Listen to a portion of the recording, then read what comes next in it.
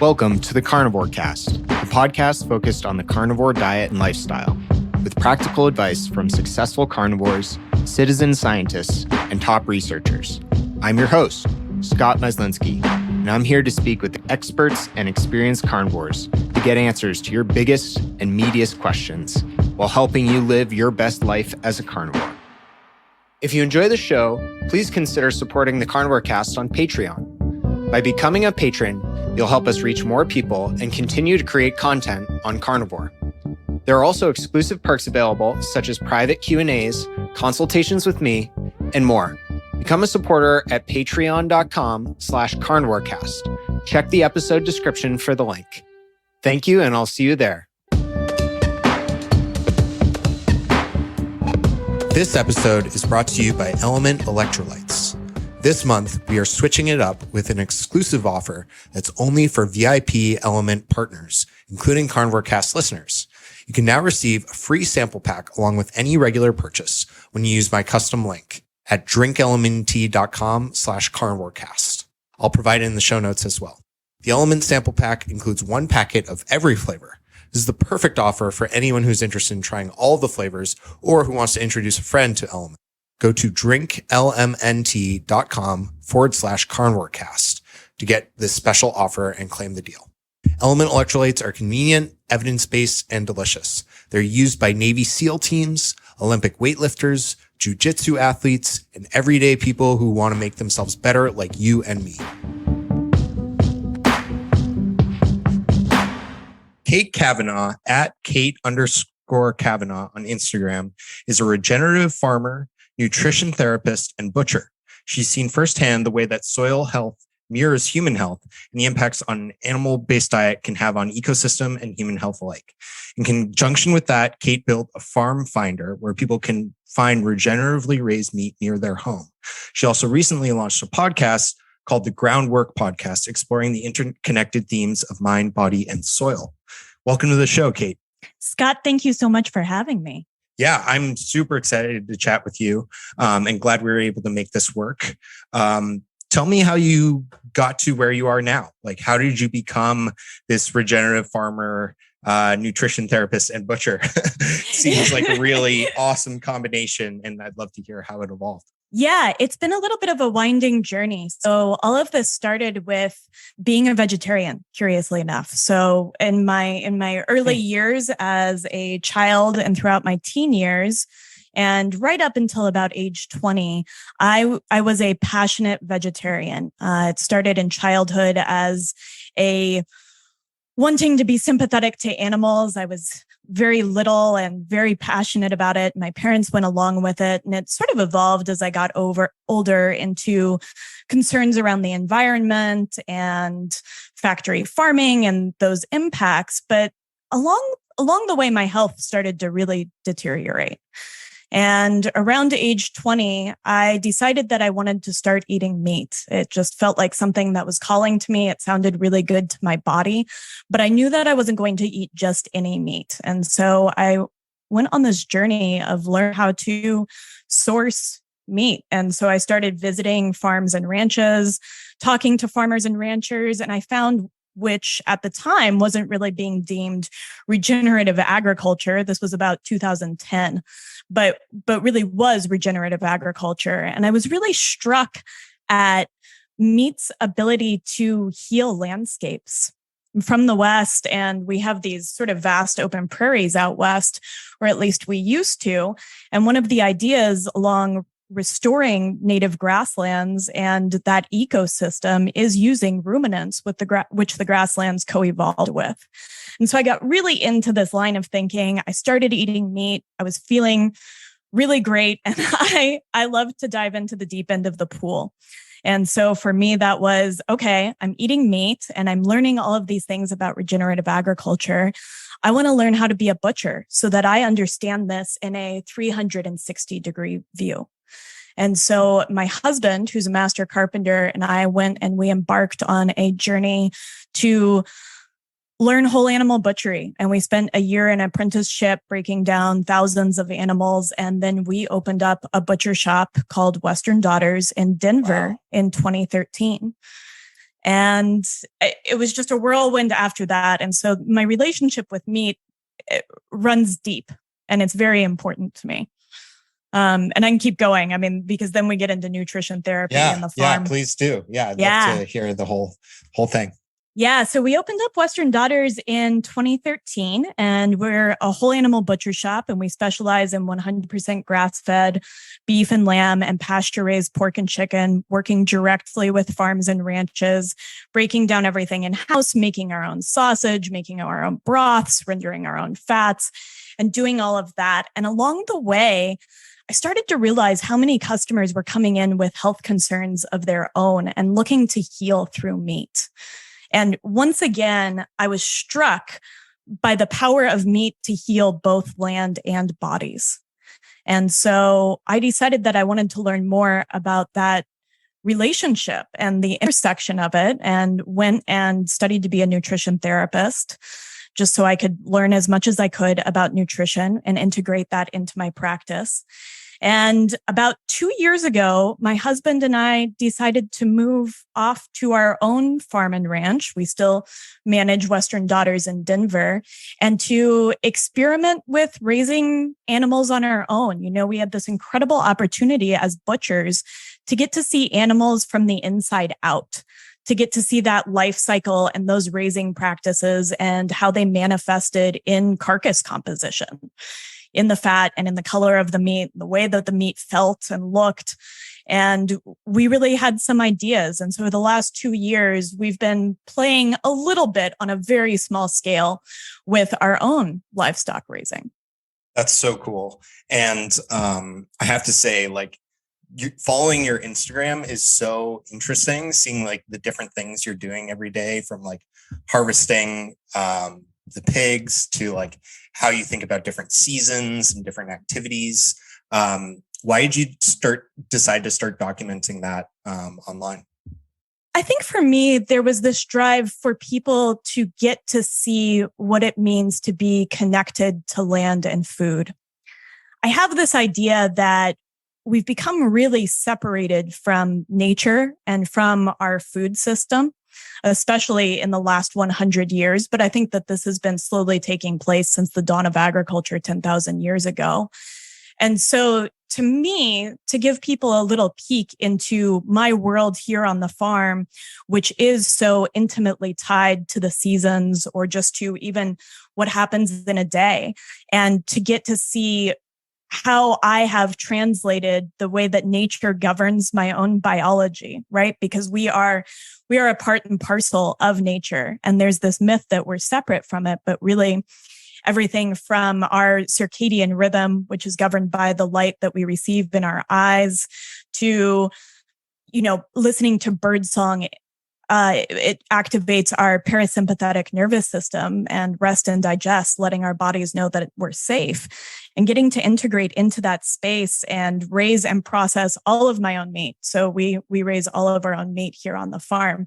And to be that connected, it felt really important to me to just give everyone a sort of a peek inside that space, so that maybe it would inspire them to reach out and connect to a farmer or a rancher near them, or to just get outside and see how it changed the way that they felt. Yeah, that's awesome. I really like that mission.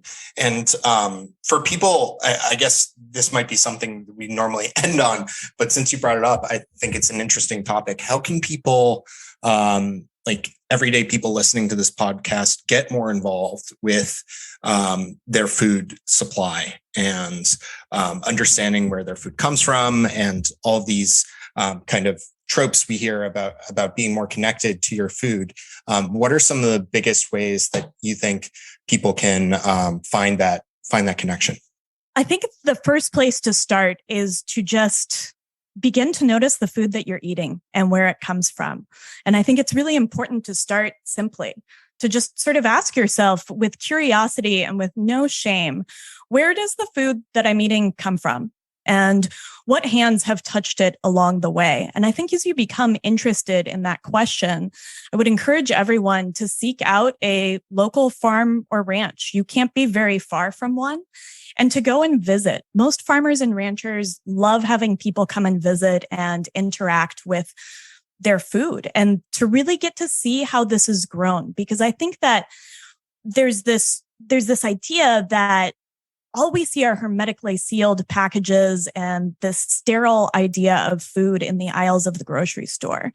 And what we don't see is this connection that's happening between our food, right? And I think most of us here probably eat a carnivore or animal-based diet. So the connection between our meat animals and the land that they're grazing or interacting with. And I think getting a chance to see that and to meet someone who is growing your food, it just opens up this whole world.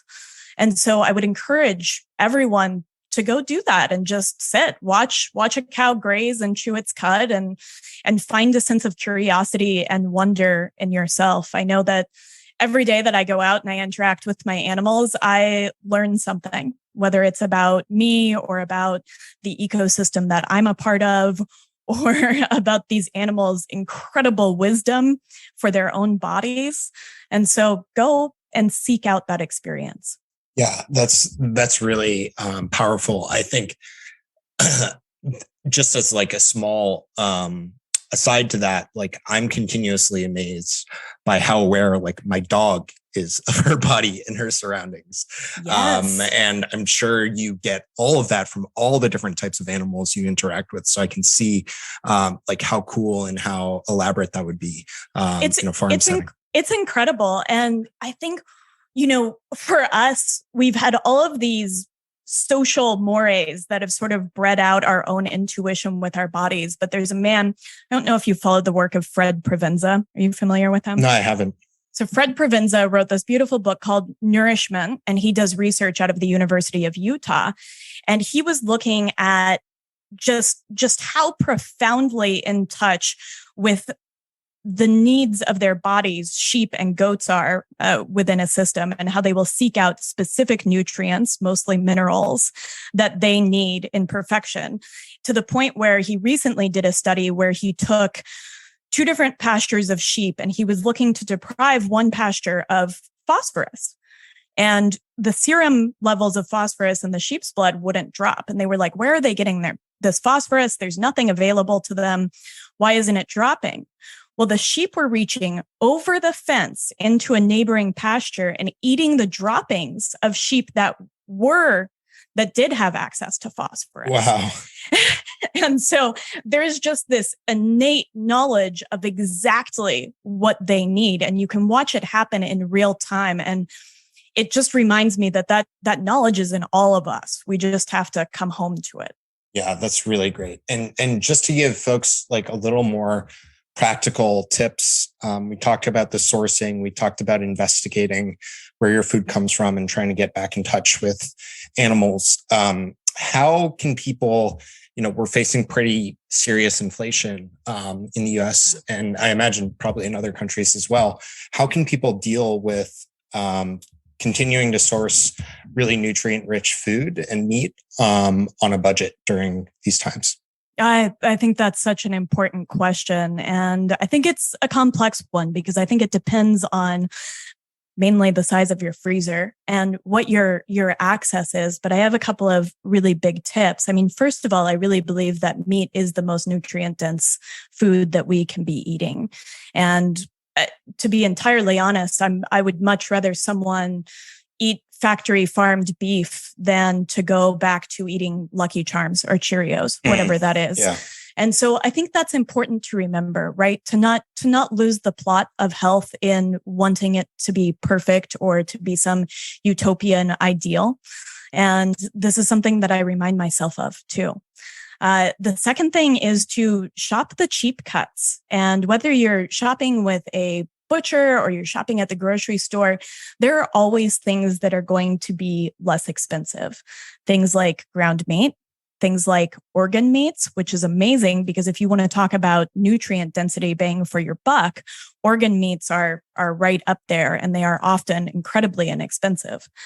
There is also just shopping for tougher cuts or roasts and braises. And so getting out of this mindset that the majority of the animal is going to be a strip steak or a ribeye or some of these named steaks that we're more familiar with, when a London broil is going to be just as delicious. It's not going to be as tender. And so sort of shifting the way that we eat in that regard, which I think is great because it not being tender means it's packed with so much more collagen. And so there's some nutritional benefits to that.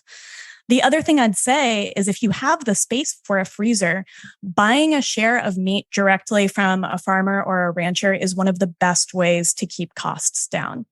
It is obviously going to be a bigger upfront cost, but once you've purchased the freezer and then you purchase whether it's an eighth share or a half share or a whole share of meat, then all of your meat is at home, which means that you're not driving to and fro to go get it. And gas is expensive too these days. And you're getting a flat rate price per pound that's going to be lower than what you would find in most places. And for people that don't have the capability to either fit that in their freezer or to front that upfront cost, I really recommend get a whole bunch of people and go in on a share of beef. You can get 20 people and go in on a whole cow, and that's going to bring everybody's cost down. And you're still not going to have that upfront big balloon payment on your meat. A lot of people ask me about how to make liver more tasteful and how to cook it or incorporate other organ meats on carnivore. Optimal Carnivore can help you do just that with their grass-fed organ complex. It was created by carnivores for carnivores. They start by sourcing 100% grass-fed organ meats from New Zealand, gently freeze-drying the organs and encapsulating them into convenient bovine gelatin capsules. Just 6 of these capsules a day is the same as eating an ounce of raw organ meat. I personally take these every single day, as does my wife. Even though we both eat liver and other organ meats, our ancestors would have eaten the whole animal. And this unique blend has 9 different organs, including beef liver, brain, thymus, kidney, spleen, etc. And I think it's great to get a daily dose of these organs when you can. So it covers all your bases, whether you're at home or traveling. What's also cool is they plant a tree for every product sold, which helps the environment.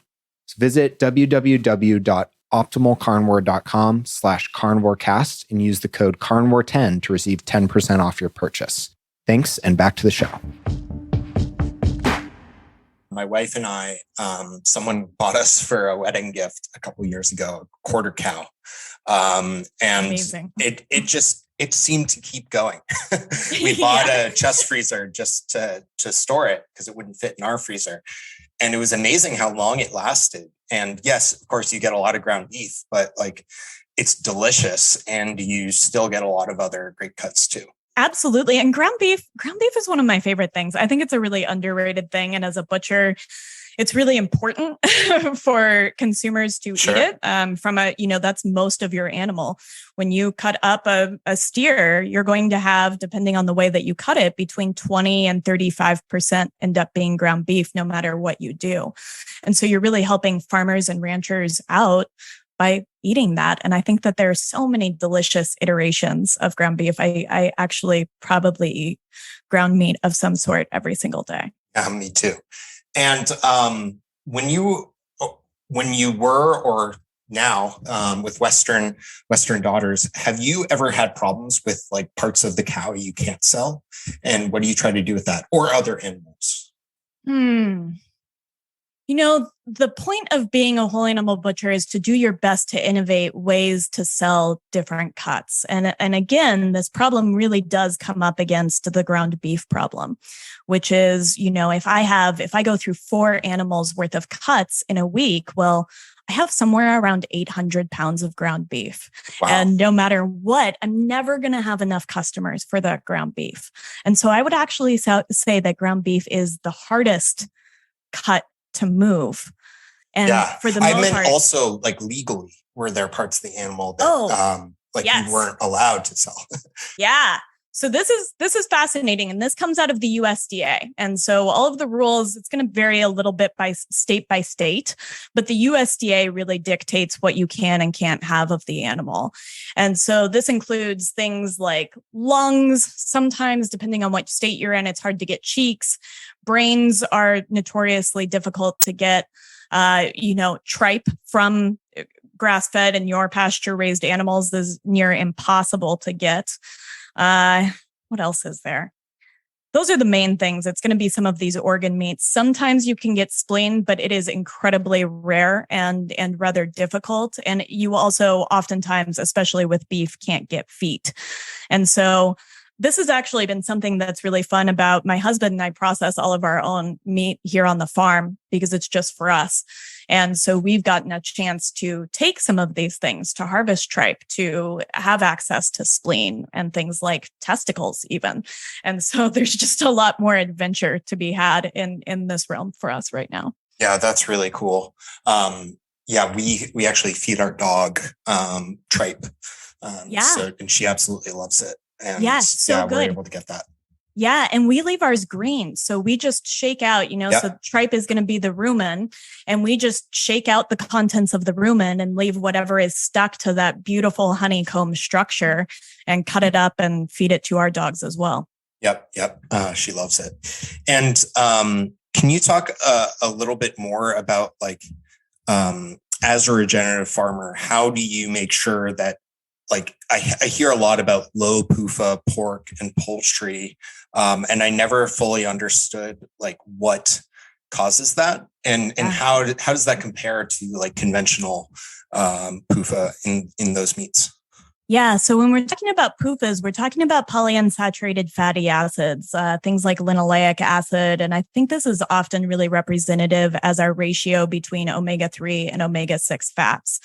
And ideally, we want about a 1-to-1 or 1-to-2 ratio. But here in the United States, at least, our ratio sits at about 1-to-18, which is wild. And I think we generally associate polyunsaturated fatty acids as coming from things like seed oils, whether that's canola oil or rapeseed oil, whatever it is. Those are going to be really high in polyunsaturated fatty acids. But there's this sort of sneaky source of PUFAs and linoleic acid that I think is worth considering. And that's when we feed animals corn, soy, and sunflower, soy and sunflower being particularly higher in polyunsaturated fatty acids. And those are going to bioaccumulate in the fat of the animals that we're consuming.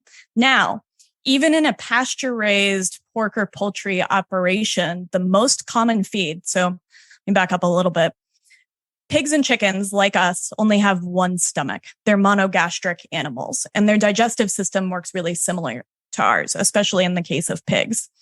And so they're omnivores and very happy omnivores. And you'll see chickens love to get mice if they can catch them, and pigs will also eat meat if they can catch it.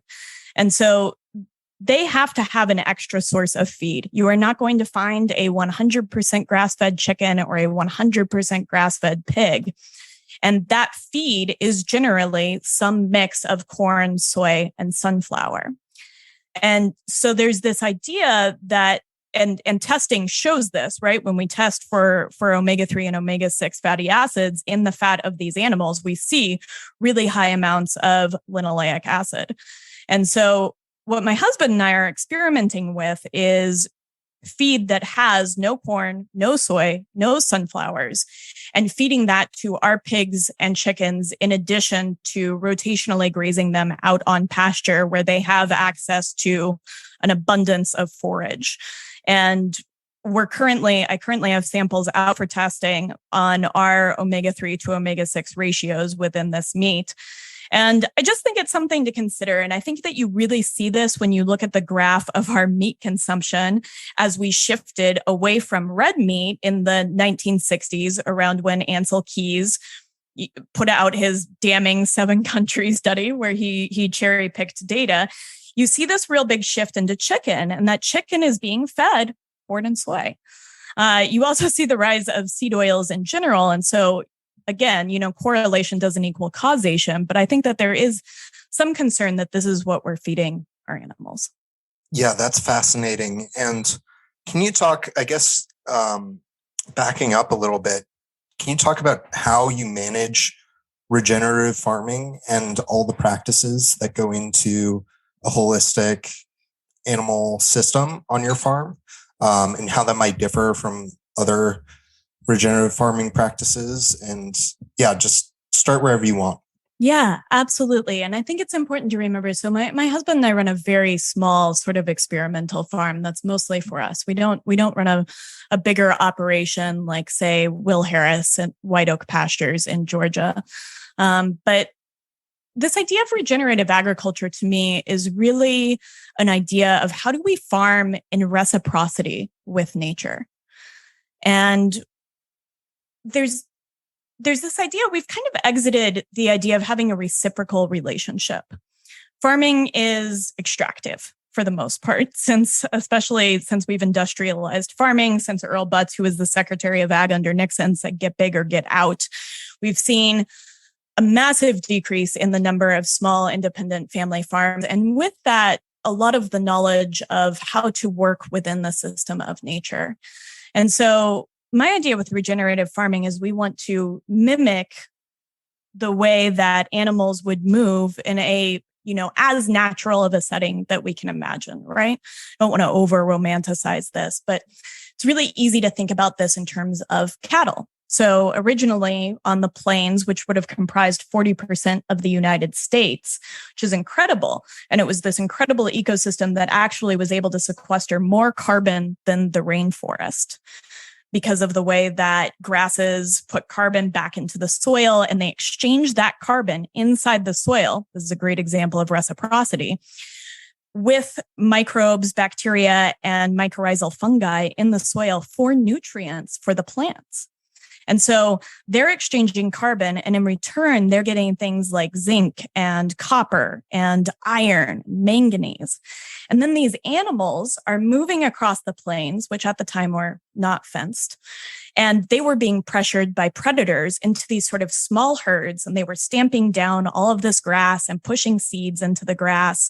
And their urine and their manure was adding nitrogen and fertilizer and more bacteria into the soil, and sort of creating some positive stress in that space. And then they would be pushed off somewhere else, and they would just go on onto other pastures. And so this is a really good example of reciprocity. And so plant species and animal species co-evolved together, and they need one another. They need one another's inputs, especially when we look at something like ruminants and grasslands, which a lot of the world is comprised of grasslands that are not able to be cropped. But what they are able to do is to raise meat that is in turn nourishing those grasslands. And so that's kind of an example of this reciprocity that we're attempting to mimic when we dive into regenerative agriculture. And so what we do is we have a really small beef herd.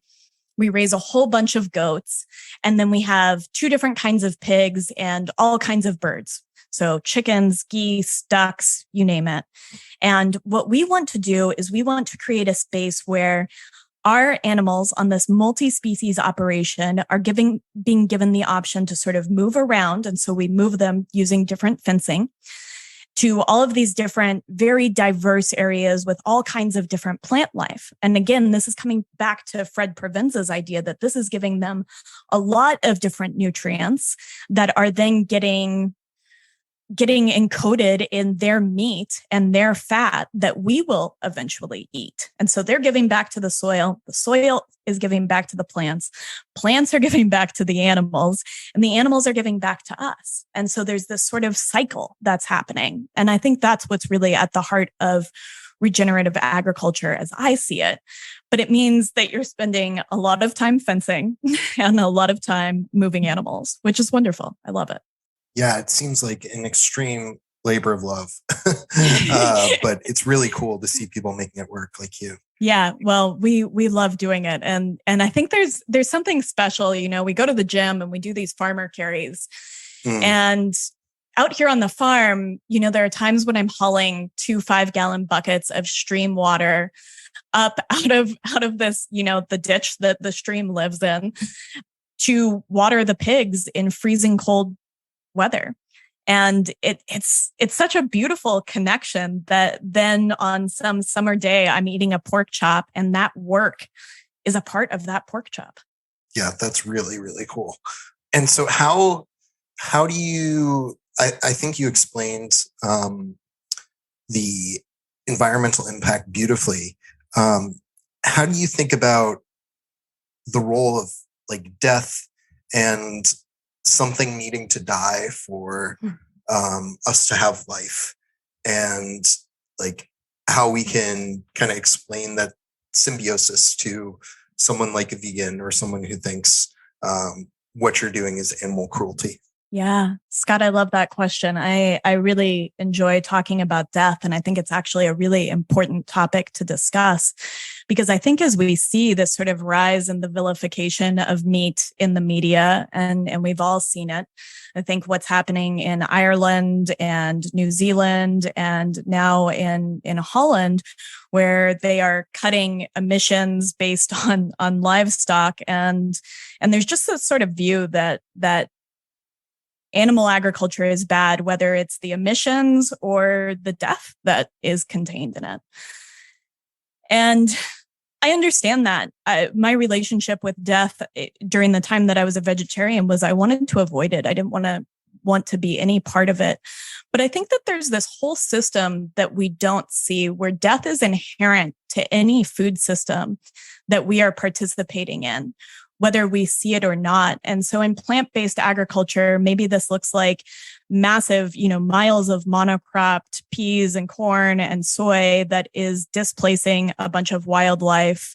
A lot of small mammalian death happens when tractors and combines harvest all of these crops. But there's also the death that occurs in the soil because it doesn't have any of those inputs that it needs to stay alive, and is oftentimes being sprayed with things like glyphosate that act as an antibiotic, right? An anti-life, and is destroying all of the bacterial and fungal and arthropod life inside of the soil. And that always brings me to this question of, where is the hierarchy? Does that bacterial life rank, or is it the mammalian life? But it's also, death is a part of our food cycle. And I really believe that death is the point at which one transforms into many. And this is something that I've gotten a chance to really learn on the farm, that when my goats are out and they're grazing on the soil and their manure is fertilizing this rich soil food web inside and underneath the ground, right? A universe beneath our feet. There's 1 billion microorganisms in a single teaspoon of soil, which just boggles my mind. And so they're out there and they're grazing and they have this relationship with the plants. And then when I go and I slaughter them and I process them, their blood returns to the soil, adding nitrogen back into that. And all of the nutrients that were once a part of the plant matter and the soil become part of me when I eat that meat. And so there's this point at which life really lives on. And we see this in nature too, right? When a fox dies in the forest and begins to decompose, its bones add nitrogen to the soil, and coyotes feast on the carcass, and it becomes a part of all of these creatures. And so there's this really interconnected web of life. And I think in our avoidance and fear of death, which in this culture, we sort of seal death away behind closed doors. We don't really experience it. We don't take time to grieve it. And in that avoidance, I think we've made it something so fearful, so looming, that we've lost this connection that death is what creates more life. It's what creates more fecundity, more aliveness. And I think it's important to try to come home to that idea. And I encourage everyone, if you ever get the chance, to come to an on-farm slaughter and to get a chance to see that relationship. Yeah, that's beautiful. And I think that's a fantastic note to end on. Kate, thank you so much for taking the time. I've learned a ton from you, and I'm just excited to listen to your podcast and learn more. Where can folks find out more about you? And I'll share links in the show notes as well. Yeah, fantastic. So you can find me mostly on Instagram at Kate_Kavanaugh. And you can actually connect with a farmer or rancher near you with a platform that I built at nearhome.groundworkcollective.com. And it has all kinds of filters so that you can find low PUFA meat if you want. You can find grass-fed regenerative meat. And then westerndaughters.com if you're in Denver and you want to check out the butcher shop, and I'm sure there'll be more links in the bottom. Scott, thank you so much for having me. I really appreciate it. Thank you, Kate. It was my pleasure. Yeah. Thank you for listening to this episode of the Carnivore Cast. If you enjoyed this episode, please review on iTunes. It really helps us out, and share it with a friend. What questions would you like answered, or who would you like to hear from in the carnivore research community? You can find me on Twitter, Instagram, and Facebook at CarnivoreCast, or go to carnivorecast.com. You can also email me at info@carnivorecast.com. I'd love to hear from you. Until next time, keep it carnivore.